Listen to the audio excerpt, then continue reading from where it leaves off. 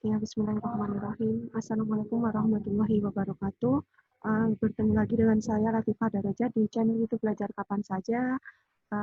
Tidak bosan-bosannya saya akan mengingatkan kalian semua yang belum like, comment, dan subscribe. Jangan lupa untuk like, comment, dan subscribe channel YouTube ini agar channel ini bisa berkembang.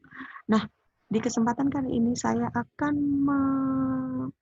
lanjutkan materi masih tentang statistika, yaitu tentang ukuran penyebaran data tunggal. Nah, setelah di video-video sebelumnya, saya sudah membahas tentang min, median, modus, kuartil, desil, dan persentil. Nah, kita akan lanjutkan ke materi ukuran penyebaran data. Nah, apa saja ukuran penyebaran data? Nanti akan ada beberapa yang kita pelajari, diantaranya yaitu jangkauan antar kuartil, simpangan rata-rata, ragam, dan simpangan baku. Nah, akan tetapi yang kita pelajari kali ini adalah jangkauan, kemudian jangkauan antar kuartil, dan simpangan rata-rata. Nah, langsung saja kita mulai ya.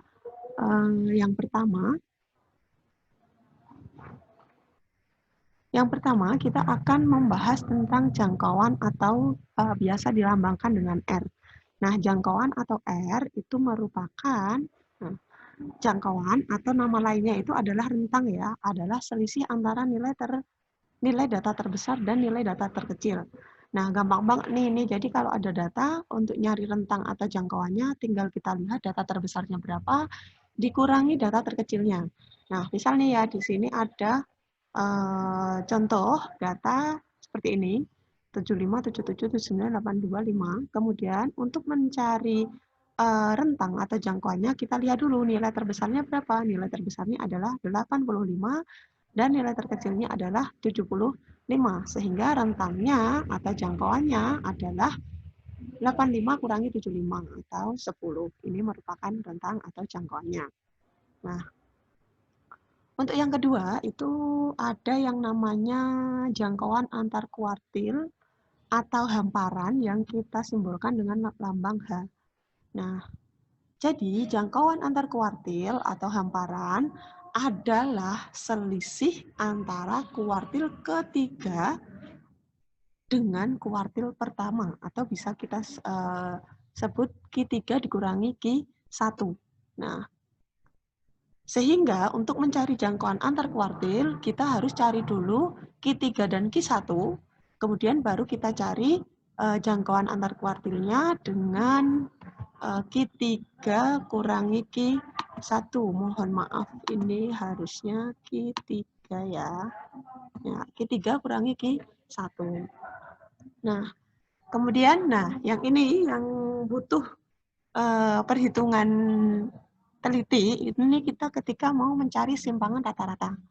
Nah, untuk mencari simpangan rata-rata, kita bisa mencarinya, atau simpangan rata-rata itu adalah jumlah harga mutlak selisih setiap nilai data dengan nilai rata-rata dibagi banyaknya data. Nah, jangan bingung dulu dengan kalimat ini, nanti akan ada penjelasan lebih lanjutnya. Untuk mencari simpangan rata-rata, kita punya dua rumus. Nah, dua rumus ini digunakannya kapan nih? Akan ada penjelasannya. Yang pertama, untuk mencari simpangan rata-rata, kita harus cari dulu rata-ratanya. Jadi kalau suruh mencari simpangan rata-rata dari suatu data, yang pertama kita lakukan adalah kita harus mencari rata-ratanya terlebih dahulu.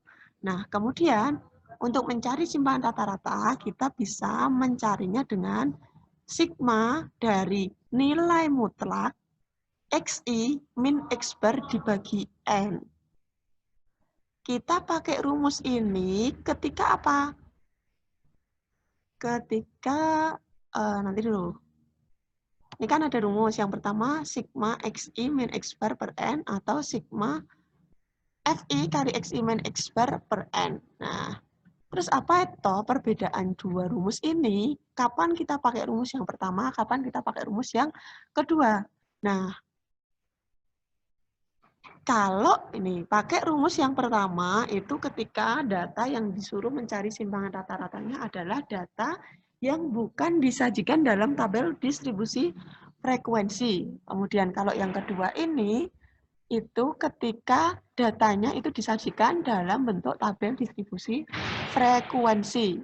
Nah, Bu, N itu apa, FI itu apa, XI itu apa, X bar itu apa? Nah, ini ada keterangannya. Kalau XI itu adalah nilai tiap data, kemudian X bar itu rata-rata, FI itu frekuensi tiap data, dan N-nya itu adalah banyaknya data atau jumlah dari frekuensi. Nah, sampai sini mungkin kalian masih bingung atau masih belum paham banget. Bu Lala akan lanjutkan ke contohnya sehingga nanti kalian insya Allah bisa lebih paham dari contoh nih ya. Misalnya nih contoh yang pertama itu disuruh menentukan simpangan rata-rata dari data 7, 6, 8, 6, 3. Nah, ini kan bukan data dalam bentuk tabel distribusi, nggak di dalam tabel. Maka nanti kita pakai cara yang pertama. Cara yang ini tadi. Nah, yang pertama ini. Nah, kita lanjutkan aja. Untuk mencari simpangan rata-rata, kita harus nyari rata-ratanya dulu atau X-bar-nya dulu. Gimana cara nyari rata-ratanya? Ya udah kan, rata-ratanya tinggal jumlah datanya dibagi banyaknya data. 7 tambah 6 tambah 8 tambah 6 tambah 3 dibagi 5. Nah, kita hitung X-bar-nya adalah 30 bagi 5 sama dengan 6. Nah, setelah ketemu rata-ratanya, kita tulis dulu rumusnya, rumus SR. Nah, karena ini datanya bukan dalam bentuk tabel, maka kita pakai rumus yang ini. Yang nggak ada FI-nya, tapi langsung sigma dari XI min X bar per N. Maksudnya apa toh ini? Sigma ini nanti menunjukkan jumlah. Nah, jadi gimana mengartikan ini? Maka cara nyari SR-nya itu kita lihat. Data yang pertama itu kan 7. Berarti nilai mutlak 7 dikurangi 6. 6 itu siapa? Kan ini XI min X bar toh. XI-nya itu XI yang pertama 7. Berarti ini 7 min X bar. X bar-nya siapa? X bar-nya adalah 6. Atau rata-rata yang udah kita cari tadi. Berarti kan jadi 7 kurangi 6 nilai mutlak ditambah. Yang kedua berarti 6 dikurangi 6 ditambah lagi 8 dikurangi 6 ditambah lagi 6 dikurangi 6 ditambah lagi 3 kurangi 6. Nah, ini ya. Ini kan datanya pertama 7, 6, 8, 6, 3. Berarti ini 7 kurangi 6. Yang kedua 6. Berarti 6 dikurangi 6. Ditambah 8. 8 kurangi 6. Ditambah lagi 6 lagi. Berarti 6 kurangi 6. Dan yang terakhir 3. Berarti 3 kurangi 6. Terus dibagi banyaknya data. Banyaknya data ini semua tadi ya banyaknya data ada berapa? Ada 5. Maka jadi per 5. Nah, sehingga nih kita hitung simpangan rata-rata sama dengan 7 dikurangi 6, nilai mutlak, berarti nilai mutlak min 1 ditambah nilai mutlak 0 ditambah nilai mutlak 2 ditambah nilai mutlak 0 dan ditambah nilai mutlak 3 dibagi 5. Nah, jadi nilai mutlak itu kan materi yang dipelajari dulu di kelas 10 ya. Jadi kalau di dalam ada angka di dalam nilai mutlak itu selalu bernilai positif. Kalau misalnya ini kan ada min 1. Min 1 keluar dari mutlak berarti jadinya 1. Min 3 dikeluarkan nilai mutlaknya itu sama dengan 3. Sehingga SR-nya itu sama dengan 1 tambah 0 tambah 2 tambah 0 tambah 3. Ini tadi nilai mutlak min 1 nilainya 1. Nilai mutlak 0 nilainya tetap 0. Nilai mutlak 2 tetap 2. Nilai mutlak 0 tetap 0. Dan nilai mutlak min 3 itu sama dengan 3. Kita bagi dengan 5. Sehingga simpangan rata-ratanya sama dengan 6 per 5. Atau kalau misalnya dijadikan desimal jadi 1,2. Seperti itu. Ini adalah simpangan rata-ratanya. Contoh yang pertama, semoga paham. Kalau belum paham, silakan diulangi lagi. Diulangi videonya. Nah, kalau sudah paham, akan saya lanjutkan contoh kedua. Nah, contoh yang kedua ini, di sini datanya itu dalam bentuk tabel. Nah, sehingga kalau dalam bentuk tabel, maka kita nanti pakai rumus yang kedua. Nah, maka misalnya ya ini nilainya 5, frekuensinya 4, dan seterusnya.